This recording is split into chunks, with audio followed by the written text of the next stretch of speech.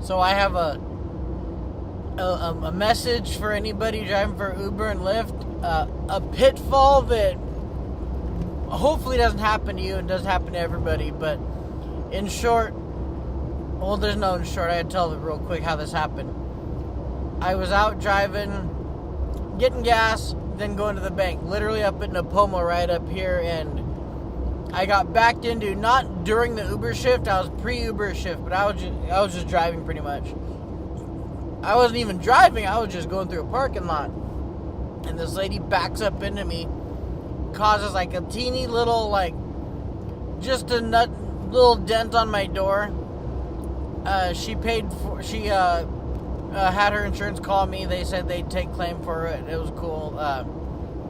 But one of the first things that was brought to the attention of everything was, hey, I told them the Hertz Rent-A Company, because they were going to rent me a car to drive while I was taken out of commission. Hey, Hertz, I drive for Uber and Lyft, and that's kind of my main income right now, and you guys, I'm going to be taken out of commission if I can't drive for Uber and Lyft. Like, oh yeah, you can use our car to Uber in. I go to Hertz to get the car. First off, you still have to, even if you insure the other person's insurance is paying for your rental, you're still gonna have to put a deposit down on the car. Usually it's $250 for a rental deposit, like at least an Enterprise, but Hertz wanted, and theirs is $250 too, I guess. But I had to put $50 down on the car, and I got it back, but I still had to do that. So keep in mind, if you get hit, you're gonna have to pay out of your pocket $50 at least to begin with. You will get it back, but I would have liked to know that before I rented the car. Secondly, for the car you're in to come up on the Uber/Lyft app, you have to be able to send some kind of form. You got to take a picture of an insurance form. Anybody that drives for Uber already knows what I'm talking about. They want the vehicle, the license plate number, the proof of insurance, and the inspection form completed. You got to send that to them. So I was in the process of doing that, and I thought, I got to make sure this car's insured in my name, or at least insured that I can drive it. So I go to Hertz to get something to prove to them, or to prove to Uber that I am insured in the car to drive. And they say, oh, well, you can't use this car to Uber in.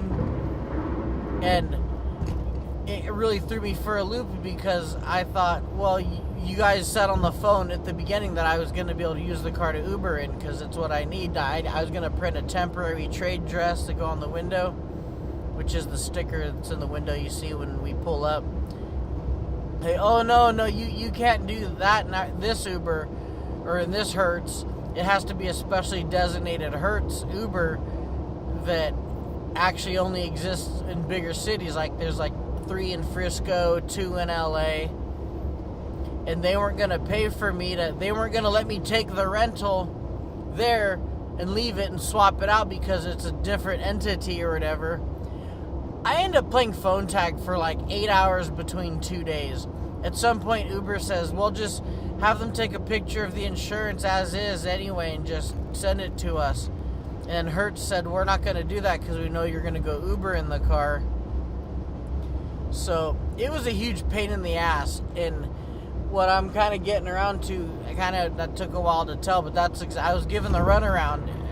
Believe me, this is the short version, everything I'm saying, because how long it took me to arrive at the fact that, okay, they're not going to pay for me to have an Uber, and you can't be compensated for lost wages because they have no way to prove that you have been losing money, because they don't really have a way to prove what you would have or what you would not have made.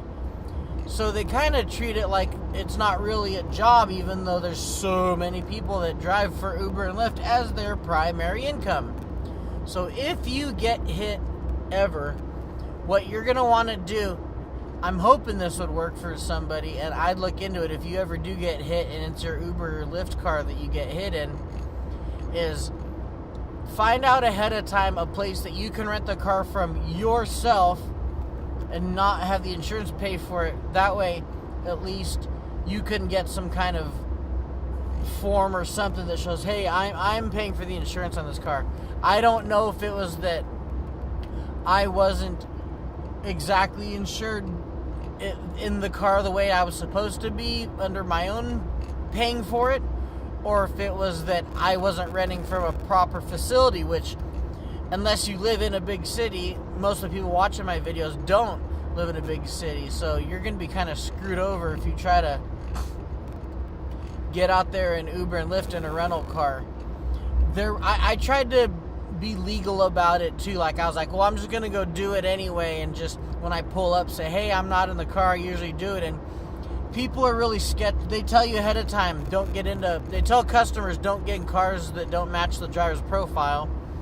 And as a driver, if you get caught doing that, they can deactivate your account, which I don't need either right now because this is my only income.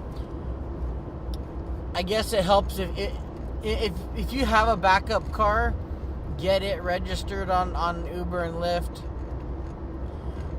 or maybe just, it's hard to do because I live like day to day off what I make off Uber. But if you're gonna, if it helps if you get hit to have somebody or family member that has a car that you're also insured in or something. There's multiple safety nets. You'll have to get creative, because the bottom line is if you get taken out of commission, the rental car, even if it's not your fault, the rental car you're going to end up in, you're probably not going to be able to Uber and Lyft it. I got screwed out of hundreds of dollars. I got screwed out of driving. It was May 3rd was the day that I was trying to get out to drive. I missed it. It was a Thursday. May the 4th, which is a Friday, and like some consider a holiday. The sci-fi fans, May the 4th be with you.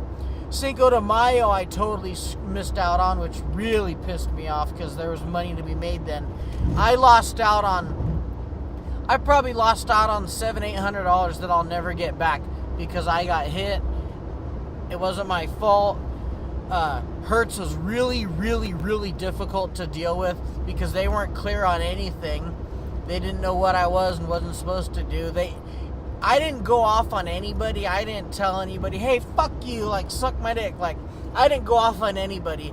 I was so upset about the whole thing, and I didn't go off on anybody. So I'm really proud of how I handled it. I'm passing all this service on to you to let you guys know. I can't say it enough. If you're going to sign up for Uber, ask your insurance company ahead of time. They're going to be faced with more situations like this. If it was a bigger city, I think I would have been able to deal with everything a lot easier, because they would have been like, oh, well, go right here. And because the people I talked to on the phone, not a damn one of them knew exactly where I was. They're like, oh, well, there's one in LA and there's one. I'm like, you have no idea where this fucking place is. Like, so it was a bitch. But I'm done. I'm back in my car. I'm back in my Gidget. The car looks great. Shout out to Mainline Auto Body, who got my car out fast. Looks great. Mainline's super awesome, real professional. Extra shout out to Greg Lloyd and Leah. Congratulations on the baby. Yeah, and I'm thankful to my mom and sister. I'm not gonna lie. I pretty much had to borrow money to make my way through some trips, because it was Shalene's birthday. We were going to Universal, so at least I got to do that. I got to take a rental car there. I love my car, but since I drive for Uber, any mileage I can save, I did by using the rental to get to Universal. But I'm like going to work right now to pay for making up for all that. And well, shit. If you have any questions, feel free to contact me through YouTube here. If you have any questions about if something happens to you like this, let me know, and I'll do what I can to help you, at least information wise, to save you guys hours of phone trouble. I want to help people through this. I don't want anybody to have to go through the bullshit I did. So if you're driving for Uber or Lyft, if you get hit, you can call me, contact me through YouTube, find a way to get a hold of me, because I'm easy to get a hold of. I want to help people through, and I want to make sure this doesn't happen to anybody else again. So, thank you guys for tuning in on this. Share this video. I know I say like and share my videos because that's the thing to do, but this video needs liked and shared because everybody needs to know exactly what kind of a pain in the ass it can be if you get your one and only Uber car taken out of commish. So, till next time, deuces and trays. Keep it easy, my Pacos. Hit me up if you have any questions on YouTube here. Back on the road.